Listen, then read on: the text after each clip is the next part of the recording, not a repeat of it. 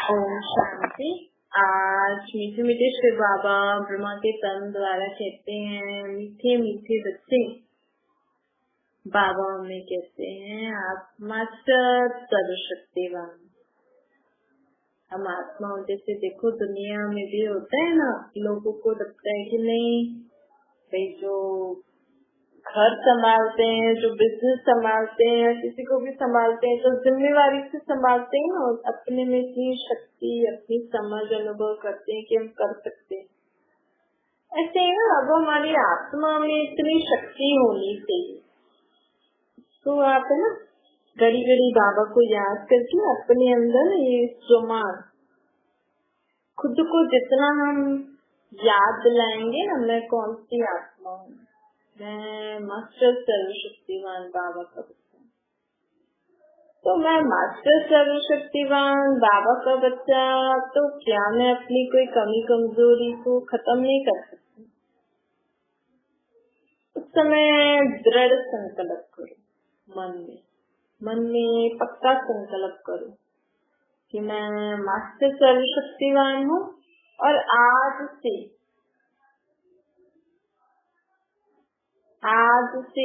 मेरे अंदर ये कमी नहीं रहनी।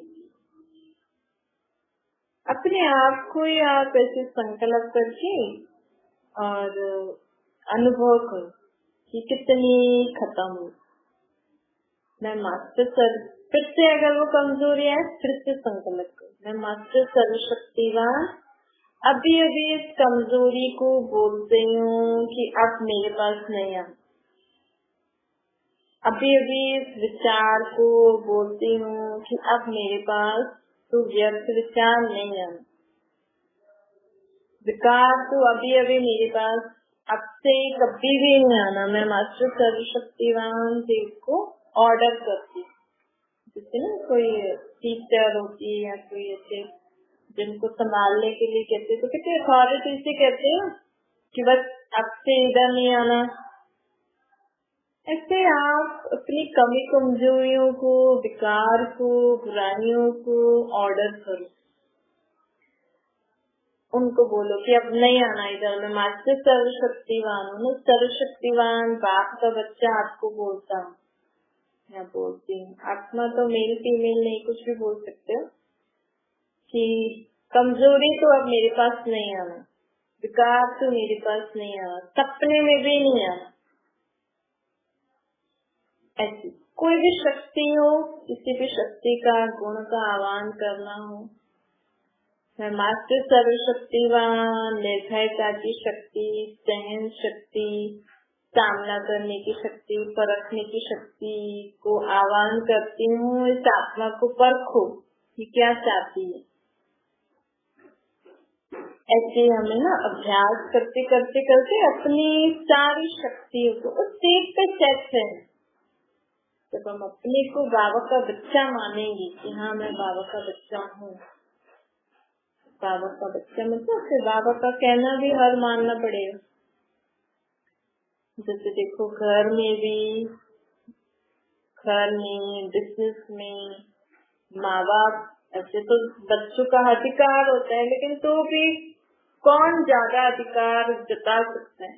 तो माँ बाप के कहने पे चलता है, नहीं? तो वही जाति ऐसे, या तो फिर अगर कहना भी नहीं मानेगा और अधिकार जताएगा तो लड़ झगड़ के या ऐसे करके लेगा। लेकिन माँ बाप भी खुशी खुशी से किसको देंगे? जो माँ बाप की कहे पे चलेंगे वो बच्चा अधिकारी हो जाएगा। तो ऐसे ही बाबा हमें कहते हैं कि आप भी ऐसे अधिकारी, आप अधिकार से शक्ति का आह्वान करो, कमजोरी को हटाने और भगाने के लिए उसको बोलो कि अब तो नहीं आएगी। तो वो कमजोरी भी कब नहीं आएगी, वो शक्ति भी कब आप पे आएगी? जब आप बाबा का याद करोगे, बाबा की हर बात मानोगे। तो बाबा की हर शक्तियाँ बाबा ने हमें दी है, लेकिन बाबा कहते हैं ये शक्तियाँ भी हमारी ऑर्डर कब मानेंगी? जब हम बाबा को याद करेंगे, बाबा की मत से चलेंगे, जब हम बाबा से सबसे रहेंगे। आप जितने भी बाबा का कहना मानो, देखो कई लोग सोचते हैं ज्ञान में जाएंगे तो शादी नहीं करेंगे, लहसुन प्याज नहीं खाएंगे, बाहर का खाना नहीं खाना पड़ता, किसी के हाथ का खाना नहीं पड़ता। ठीक है, देखो ये ज्ञान ना ये परमात्मा अपने बच्चों को दे रहे हैं। जिससे आप अपने बच्चों को शिक्षा देते हो ना, अब जरूरी थोड़ी आपके बच्चे आपकी हर बात माने। तो आप क्या करते हो, ठीक है बच्चे देखो जो अच्छा लगता है ये बातें हम देखो समझा रहे, इसमें देखो जितना समझ में है उतना कर, और कुछ जरूरी होती है तो उनको स्ट्रिक्टली मतलब थोड़ा सा ऐसे समझा के ऐसे जोर से बोलना पड़ता है, कराना पड़ता है जबरदस्ती, जो जरूरी होती है। बाकी जो जरूरी नहीं होती है उसके लिए थोड़ी फोर्स करते हो आप कि नहीं आपको यही करना है। हम आज दाल रोटी खा रहे हैं तो आपको भी दाल रोटी खानी पड़ेगी, की इच्छा होती है कुछ और खाना तो बना देते हो ना भाई। ठीक है, कभी कभी लाचारी ऐसी हो जाती है तो हम उसको समझा के खिला सकते। ठीक है, अगर उनकी इच्छा होती है कि हम और कुछ भी खाएं तो आप खिलाते हो ना, आप उनको लेके देते हो ना चीजें। तो ऐसे ही बाबा भी हमारे बाप है ना, तो बाबा आकर हमें बस समझ ही तो दे रहे हैं। उसमें भी बाबा की पहली जरूरी समझ यही है कि अपने को आत्मा समझो, मुझे निराकार रूप में याद करो। एक पहली समझ ये सबको करना जरूरी है। फिर बाकी जो समझ हमें बाबा दे रहे हैं वो आपको जितनी आप कर सकते हो वो आपके ऊपर है।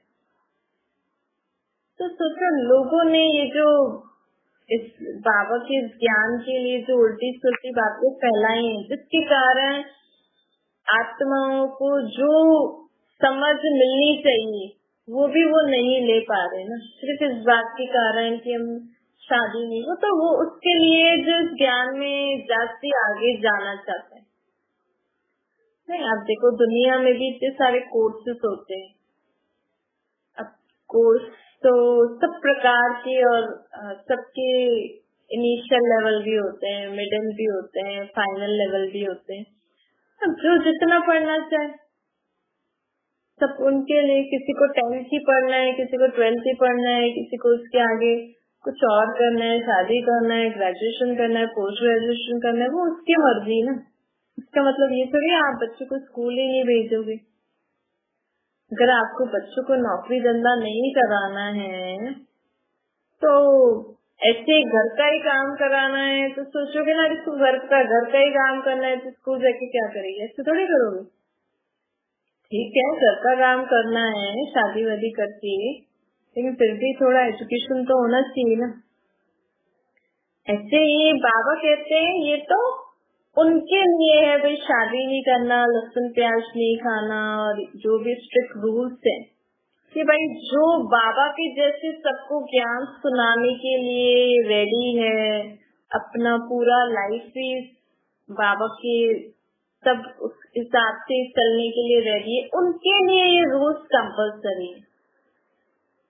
लेकिन जो सिर्फ नॉलेज सुनना चाहते हैं उनके लिए सिर्फ ये जरूरी है कि अपने को आत्मा समझो और परमात्मा को निराकार रूप में याद करने से हमें नॉलेज समझ में आएगी। वो भी क्यों जरूरी है, क्योंकि हमें समझ में तब आएगी, क्योंकि ये है ही परमात्मा का ज्ञान आत्माओं के लिए। और अगर हम यही नहीं समझेंगे कि मैं कौन हूँ, मेरा बाप कौन है, अगर उनको रूप से याद ही नहीं करेंगे तो हमें उनकी बातें समझ में आएंगी नहीं आएंगी ना। इसलिए ये रूल भी क्यों जरूरी है, अपने को आत्मा समझ के परमात्मा को याद करना, उनकी ये बातें सुनने से पहले भी हमें यही समझना चाहिए कि मुझे आत्मा को परमात्मा बोल रहे हैं। बस सुना हम रहे, लेकिन ये भी परमात्मा ने जो सुना है वही सुना रहे हैं ना। तो हम ये ऐसे समझेंगे कि परमात्मा की मावक की सुन रहे हैं तो आत्मा को समझ आती है। नहीं तो आपको ये ज्ञान की एबीसीडी समझ में ही नहीं आएगा। आप बहुत लकी आत्माएं हो जिसको ये ज्ञान की एबीसीडी भी समझ में आ रही है। नहीं तो किसी को समझ में ही नहीं आता है ये बोल क्या रहे हैं, ये आत्मा परमात्मा सृष्टि चक्कर ये वो, फोटो में कोई में भी कोई तो उसको सुनने के लिए रेडी होता है, क्योंकि दुनिया में ऐसी बातें बोल दी है ना, शादी कराते हैं ये कराते हैं, तो कई लोग तो सुनते ही नहीं है। तो इनका क्या है, सुनते ही नहीं, और कई लोग सुनते हैं तो समझ में नहीं आता है, और कई लोग को समझ में आता है लेकिन कर्मों में नहीं ला सकते। कई लोग को कर्मों में भी लाते हैं, फिर बीच में चले जाते हैं, हो नहीं पाता, इतनी शक्ति नहीं होती, क्योंकि परमात्मा की श्रीमत बहुत ऊंची होती है, मतलब होती बहुत सहज है, लेकिन इस कलयुग की दुनिया में धारण करके कलयुग की मायावी नगरी को देखते हुए न देख, यहाँ की बातें सुनते हुए न सुनो, वो सब कुछ कर यहाँ रहते उनकी हर एक बात को धारण करने के लिए आप तभी कर सकते हो जब आपको पक्का निश्चय हो जाता है ना, मेरा बाबा ऐसा बोल रहा है, तो आपको किसी की परवाह नहीं होती है। एक बार अगर आत्मा को पक्का हो गया ना कि मेरे बाबा ने बोला है ना ऐसा, तो आत्मा को निश्चय हो जाता है, फिर कोई भी उसको धारणा न करने से रोक नहीं सकता, किसी आत्मा की हिम्मत नहीं है। तो देखो, इसीलिए बाबा कहते हैं कि आपको जितना समझ में आता है ना, उतना आप जीवन में धारण करके चलो, परिवर्तन करके चलो। और जब आप ऐसे मास्टर सर्वशक्तिवान की स्थिति में स्थित हो जाओगे ना कि मैं सर्वशक्तिवान बाप का बच्चा हूँ, और उस चीज पे, उस स्मृति पे स्थित हो कि जब आप अपनी कमजोरियों को बोलोगे कि अब आप मेरे पास नहीं आना, शक्तियों का आह्वान करोगे, बाबा के कहने पे चलोगे, तो वो शक्तियाँ आपका ऑर्डर मानोगी, नहीं तो नहीं मानेंगी।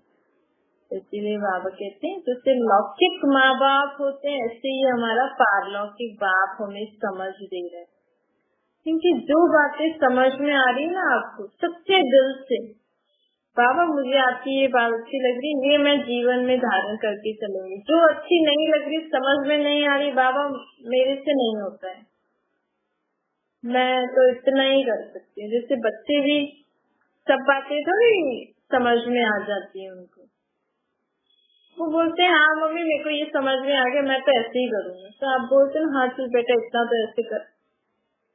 तो ऐसे ही हमारे वो बाबा है, बाबा बोले हमें बहुत समझ देते हैं, लेकिन आपको जितना समझ में आता है ना उतना सच्चे दिल से, जैसे बच्चे बोलते हैं ना मम्मी मैं तो इतना ही कर सकता, ऐसे हमें भी बाबा से सच्चा रहना है।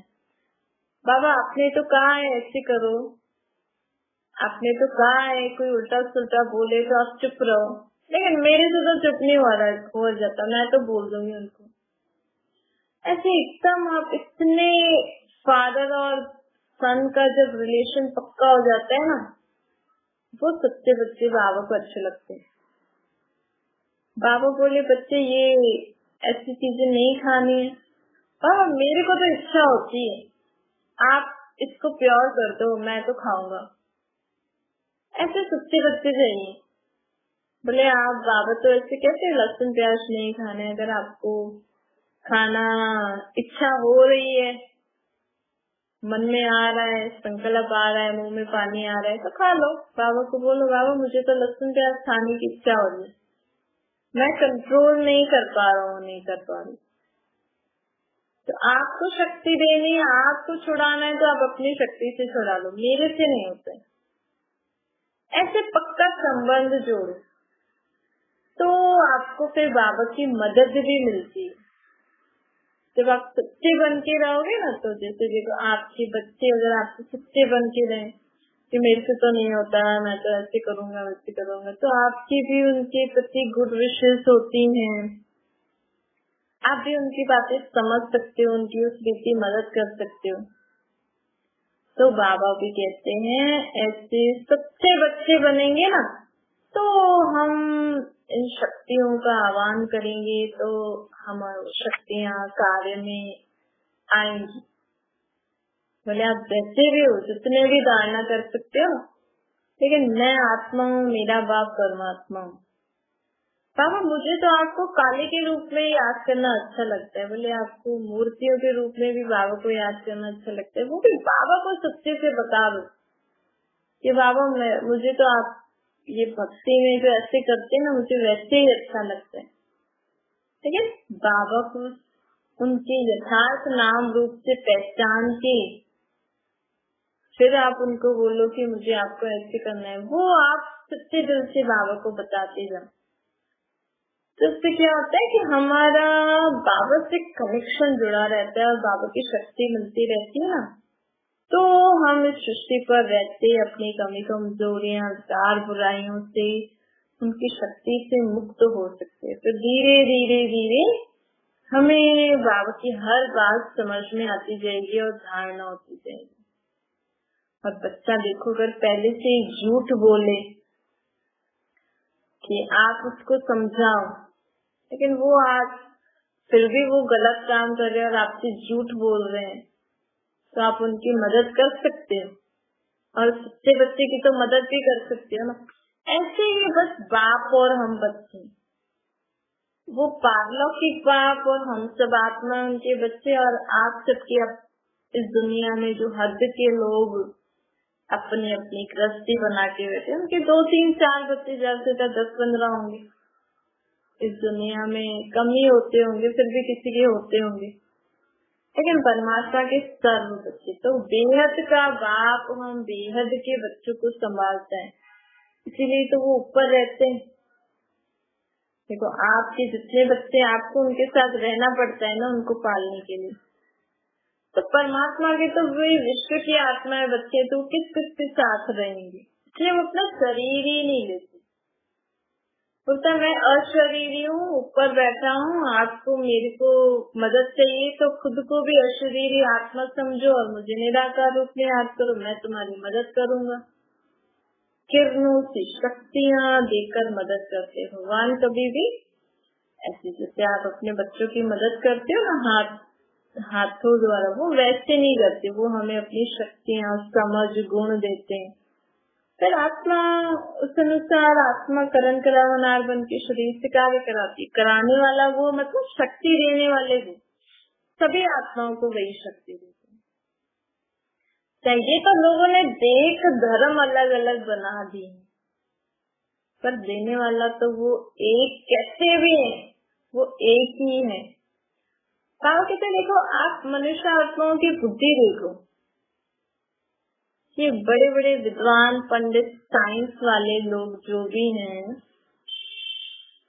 ये जो आजकल लोग अपने को बहुत समझदार समझते हैं ना, भगवान की नजर में ये सब बुद्धू है, बेसमझ है। आप सोचो लोग क्या बोलते हैं, बड़े बड़े विद्वान पंडित धार्मिक लोग क्या बोलते हैं कि भगवान एक है, ऊपर रहते हैं, उनका नाम रूप नहीं है।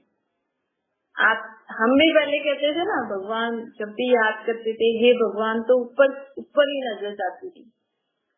तो फिर बोलेंगे ऊपर वाला जाने, फिर बोलेंगे कि यार है तो सब एक ही। आप सोचो अगर हम ये बात समझ जाएं कि वो एक ही है और ऊपर रहते हैं, अगर आप समझ जाओ तो आप नीचे कभी उनको किसी मंदिर चर्च गुरुद्वारे धार्मिक स्थान पे घूमने जाओगे, उनसे मिलने जाओगे, उनके दर्शन करने जाओगे,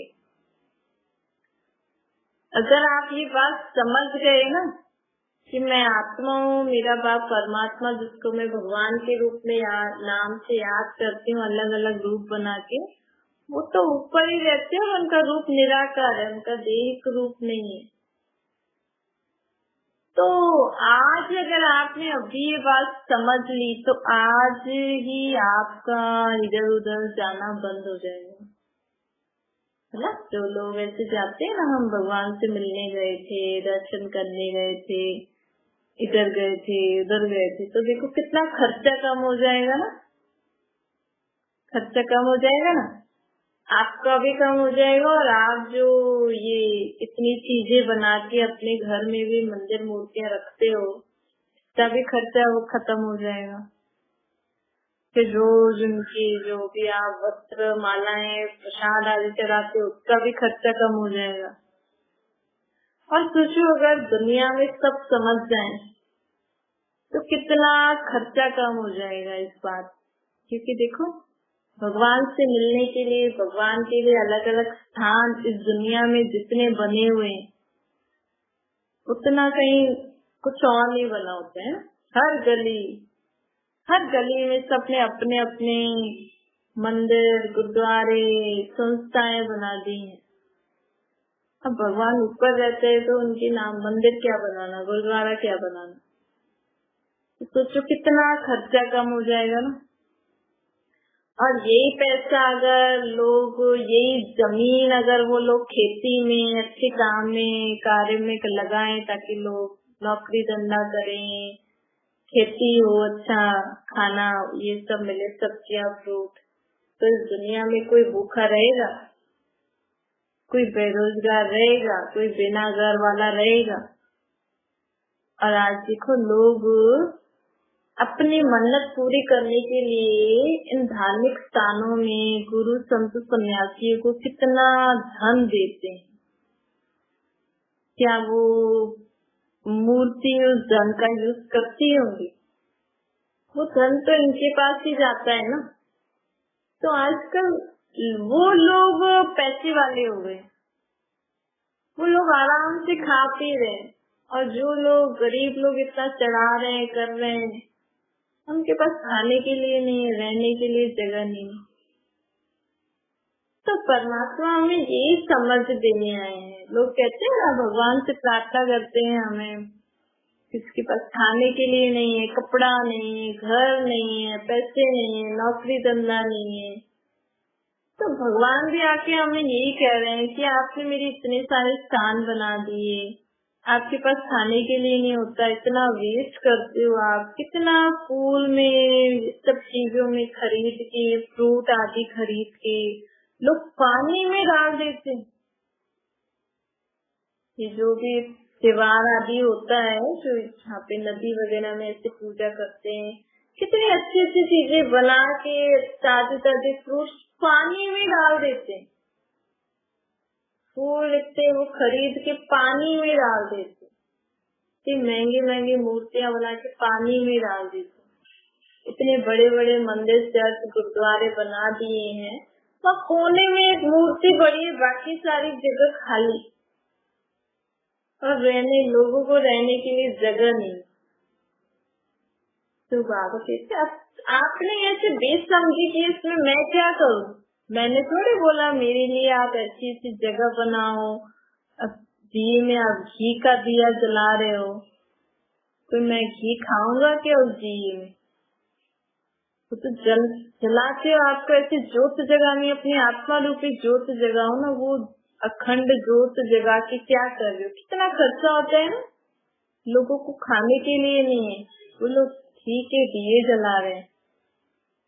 अब बाबा भी, भगवान भी हमें कह रहे हैं कि अब मनुष्य आत्मा ऐसे बेसमझ बन गए हो, याद मुझे ऊपर ही करते हो, कहते हो भगवान ऊपर ही है, तो नीचे इतनी सारी चीजें क्यों बना रखी, इतनी सारी जगह वेस्ट क्यों करी, इतना सारा धन क्यों वेस्ट कर रहे हो पत्थर की मूर्ति बनाने में?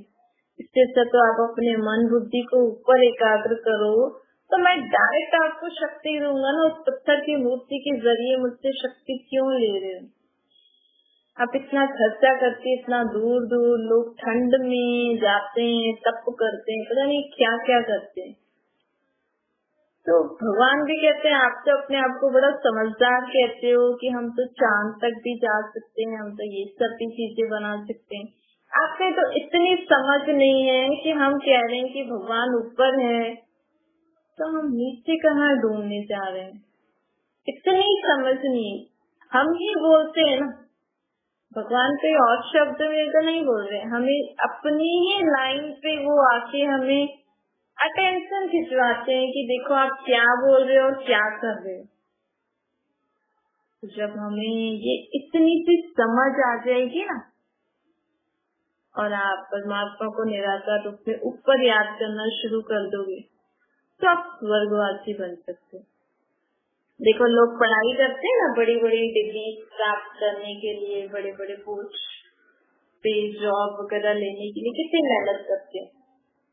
तो बाबा कहते हैं अगर आपको देवी देवता पद की प्राप्ति करनी है, विश्व का महाराजा महारानी बनना है,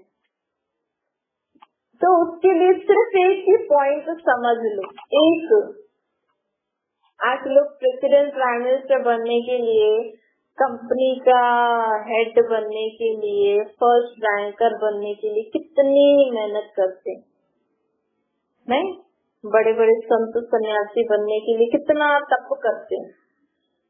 और यह पूरे वर्ल्ड का किंग एंड क्वीन बनने के लिए सिर्फ ये एक बात समझनी पड़ेगी कि भगवान ऊपर रहते हैं, उनको ऊपर याद करो, अपने को आत्मा समझ के, उनका रूप निराकार है। सिर्फ एक बात आपने समझ ली कि मैं आत्मा हूँ और मेरा बाप परमात्मा ऊपर रहते हैं, और आपने उनको उसी रीति याद करना शुरू कर दिया, तो आप सिर्फ स्टेट की नहीं, कंट्री की नहीं, वर्ल्ड की लक्ष्मी नारायण विश्व के महाराजा महारानी क्यों बने? सिर्फ एक यही बात समझ के बने। तो जो है छोटी सी बात, सब बोलते हैं कि ऊपर है भगवान, ये भी बोलते हैं वो नाम रूप से न्यारा है, लेकिन उनका देह का आकार नहीं है, उनका निराकार आकार है, वो पॉइंट ऑफ लाइट है। लेकिन सब में ऐसे मूंझ गए हैं। जब कोई बात, कोई चीज को ज्यादा लोग बनाते हैं ना, ज्यादा लोगों का हाथ पड़ता है और संगठन नहीं हो तो चीज बिगड़ जाती है। एक के मत पे चलो और एक ही सब, भले आप संगठन में करो लेकिन मत तो एक की हो, तो वो चीज अच्छी होती। ऐसे अगर हम सब, क्योंकि सभी अपने को बड़े कहते हैं, हम बड़े हैं बड़े हैं बड़े, सबसे अपने अपने हिसाब से लोगों ने क्या क्या बोल दिया है, कर दिया है, तो सब लोग मूंझ गए हैं। अब बाबा कहते हैं, इसलिए गीता में लिखा है, कोटों में कोई, कोई में भी कोई मुझे जान सकता है, पहचान सकता है, मेरे से प्राप्ति कर सकता है। वो एक बात यही है। अब आप चेक करना, आपको ये बात समझ में आई है कि आप अभी तक भगवान को इन मूर्तियों, ग्रंथों, शास्त्रों में ढूंढ रहे हो। अगर आपको ये बात समझ में आ गई है और आप परमात्मा को ऊपर ही याद करते हो, अपने को आत्मा समझ के, तो आप स्वर्गवासी जरूर बनोगे। अच्छा, मीठे मीठे सिकलते बच्चों प्रति माता पिता बाप दादा का याद प्यार और गुड मॉर्निंग। रूहानी बाप की हम सभी रूहानी बच्चों को नमस्ते। हमारी भी रूहानी माता पिता बाप दादा को याद प्यार, गुड मॉर्निंग और नमस्ते। वरदान है, स्नेह की शक्ति द्वारा मेहनत से मुक्त होने वाले परमात्म स्नेही बनो। स्नेह की शक्ति मेहनत को सहज कर देती है। जहाँ मोहब्बत होती है ना, वहाँ मेहनत नहीं लगती है। मेहनत मनोरंजन बन जाती है अगर मोहब्बत है तो। परमात्मा से भिन्न भिन्न बंधनों में बंधी हुई आत्माएं मेहनत करती है, लेकिन परमात्मा स्नेही आत्माएं सहज ही मेहनत से मुक्त हो जाती है।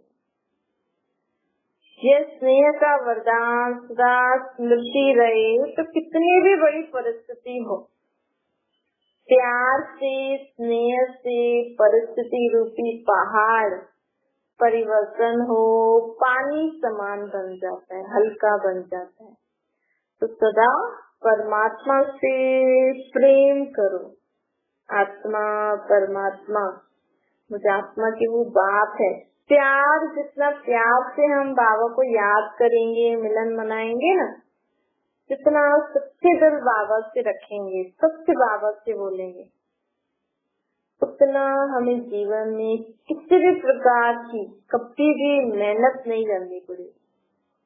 अगर आपको जीवन में मेहनत लग रही है कहाँ भी, तो आप समझ लो कि आपका परमात्मा से कहीं न कहीं स्नेह में लीकेज है।